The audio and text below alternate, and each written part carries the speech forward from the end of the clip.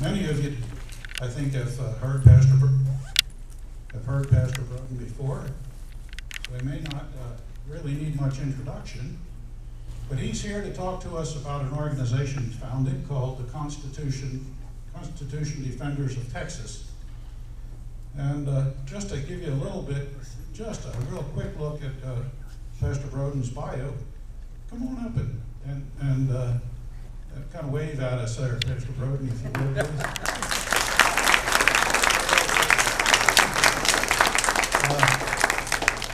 Pastor Brodin has got just an incredible bio. I almost ran out of slide. Well, I guess I could have made it small enough so that we couldn't see it and still fill the slide. But 10 years in human resources for Atlantic Richfield, was it? And then he became pastor of Fair Park Bible Fellowship for 24 years after that. Excuse me? 25 now. You need to update your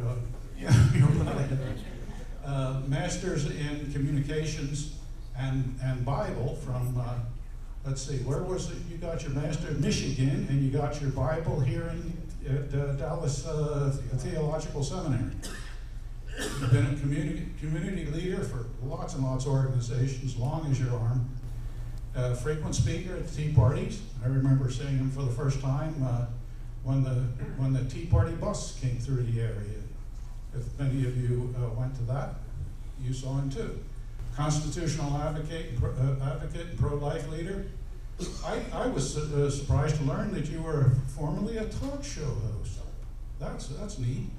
And then you've probably seen Pastor Brodin on Beck and Huckabee and on Fox and Friends. And maybe you saw him on the 9/12 event. Lots of others. He was a candidate for Congress. He ran against, what was her name? Eddie Bernice Johnson, of course. Founded the Constitutional Defenders of Texas. He's married and a father of 2 daughters and a son. Pastor Brodin, if I may. Hello, Patriots. It's good to be here. I wasn't expecting that. Good to see you all, and glad you're here, and certainly to participate in, I think, in a necessary discussion and debate, to get a clear understanding as to who it is that is going to be representing us in Austin. And certainly we've had a chance to see these guys and to hear what they have to say, and I think it's important that that is a part of your decision making. I'm glad to be here because I want to talk to you about a group that I started out of frustration with what's happening in Washington, D.C. And I know that most of us who are patriots and involved in the Tea Party movement, 9/12, the conservative movement in America, we are frustrated too with what's happening in Washington, D.C. And especially in light of the fact that much of what is happening out of all 3 branches of the government is unconstitutional. It's against what we know to be true about in the Constitution. But before I start talking about that, not only are we having difficulty with Washington, D.C., I think we are experiencing an incredible, titanic clash of 2 worldviews that is happening in America today. There is the human secular worldview that is embraced by communism, Marxism, socialism, and Darwinism. And all of those isms are anti-God systems, as you would well know. I call them doctrines of demons. That's how the Bible identifies them. All of those isms are crafted and developed by men who do not believe in God and believe that there is a utopia that man can establish here on earth. You know about that, but the degree to which they are having success is absolutely breathtaking. That our nation is at the point of being flipped away from its Judeo-Christian heritage to the embracement of these doctrines of demons. And it's evidencing itself in how our government is moving and the decision-making that is happening out of our government. There are too many men and women who are being placed in government who do not believe in God, nor embrace the founding principles that made this nation great. Their view of the Constitution that you and I have come to love and appreciate is that it is a living document, malleable by men who happen to be strong enough in will or purpose to mold it and shape it the way they deem best. And that's what's happening in our culture today, and many of us are aware of that, and we are nervous about it because it seems like the secularists are winning. And when someone can stand up before you and say that our country was founded upon wonderful principles and American exceptionalism, and not mention that American exceptionalism is undergirded by our Judeo-Christian ethic and heritage, they are doing violence to our history. You cannot talk about American exceptionalism without first talking about our Judeo-Christian heritage. For the founding fathers all believed in the God of Abraham, Isaac, and Jacob. And they went to the book, the Holy Bible, and crafted from there principles that have launched this nation into being one of the greatest nations on this planet Earth.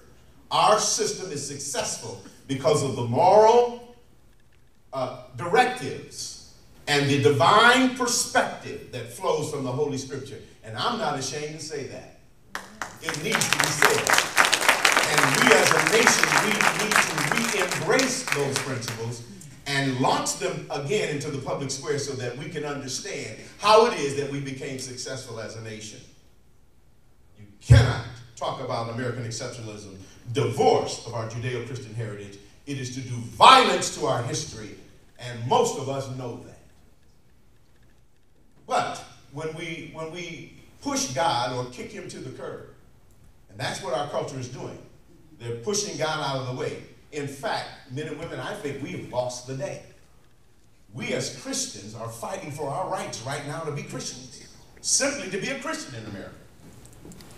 And some of the ideas that we are confronted with, I wanted to bring it to you before I speak about what I want to talk about, because I want you to see the context in which it is absolutely essential for us to respond as patriots to protect our Constitution.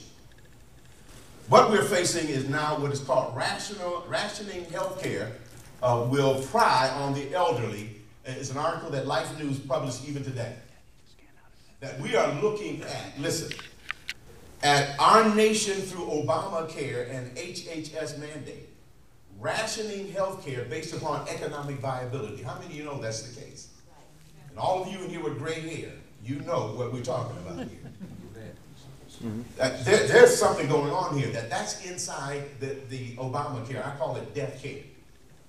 And Sarah Palin and I, back in 2009, she announced that it got publicity for it. I announced that it got my legs cut off from underneath me here locally. Is that there are death panels inside this Obamacare. And in March of this year, on the 23rd of the month of March this year, they impaneled 15 people to be on the IPAB. Goodbye. What happened there? Keep going. The IPAB, which is the Independent Payment Advisory Board, which is comprised of 15 people that you and I don't know who they are or what they believe. I submit to you they don't believe in a Judeo-Christian frame, because they're going to be making decisions about whether you should receive Medicaid or Medicare at all. In this article I just flashed to you, listen to these words carefully. He said, this brings me to my second point. This is in the last paragraph almost. He says, government-led rationing of health care inevitably invokes Unitarian criteria which cuts against the sick and the dying. When couched in purely economic terms, the elderly, the handicapped, and the terminally ill are resource hogs, quote unquote. Resource hogs. What does that mean? The attitude utterly rejects the sanctity of life ethic that has long prevailed in this country, which maintains that every human life is precious and ought to be respected and protected under law. The ethic advocates equal protection for the very old, the very young, the handicapped, and everyone in between. Mr. Sanger and his disciples of death maintain that the government would be ethically justified in using generically crafted quality of life criteria or calculus and functional capacity studies to decide if you get health care or not. What? Who are these people? And I submit to you, they do not subscribe to the God of Abraham, Isaac, and Jacob, who says that all of us have value and worth and dignity as human beings. The imago Dei, the image of God that is on all of us. And it is not determined, listen, by whether I have economic value or not, which is a man prescription or definition. Now, this is not what I came to talk to you about, but I wanted to frame it for you. We're facing some incredible challenges in America today. The fundamental change that was articulated to us by this president and this administration is a change from who we are as a people to something totally different from what we have ever believed that we would ever be. Listen to me. The fundamental change is to change us from a free market system that's supported by a Judeo-Christian frame into a secular system that is supported by a socialistic frame. Communism, Marxism. That's what's happening to us. Whether you believe it or not, that's what's happening. And listen, I sat at home and tried to figure this thing out. You know, what's happening here? I understood as I was growing up, if it ain't broke, don't fix it. Didn't you hear that? I know you did, Bill. You've been around a long time. If it ain't broke, don't fix it. Why are we trying to fix the system that produced one of the greatest nations on the planet Earth? Why are we trying to fix this thing? And so when we hear people talking about making a fundamental change, what they're talking about changing is something that has been incredibly successful and more successful than any other nation in the history of mankind. Why are you trying to change it? Somebody need to ask that question at the right time. Next time you got three guys up here, ask them that question. Why are you trying to change us? The ones who are trying to change us. Now, I was sitting at home, and I was watching, as you were, on television. I'm somewhat of a news junkie. I want to see what's going on. I try to get a view of what's going on. I'm filtering it through my faith, by the way. I'm not just spoon-feeding myself with the stuff that's coming at us through the media.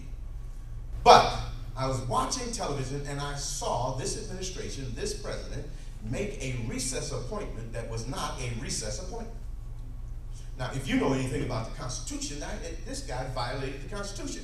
Those kinds of appointments are made or processed through the Senate. And if the Senate is in recess, he can make a temporary appointment. Right? Now, he violated the Constitution. So, wait a minute, what's going to happen here? Surely Mitch McConnell is going to stand up and challenge that as unconstitutional and say, Mr. President, appreciate what you attempted to do here, but what you attempted to do here violates the Constitution. So therefore, we will nullify your action. Now, if you want to send him to us to review, send him. But you cannot appoint him. In fact, if he's sitting there, get him out of there now. Boy, I would have been very happy if he'd have done that. But I waited.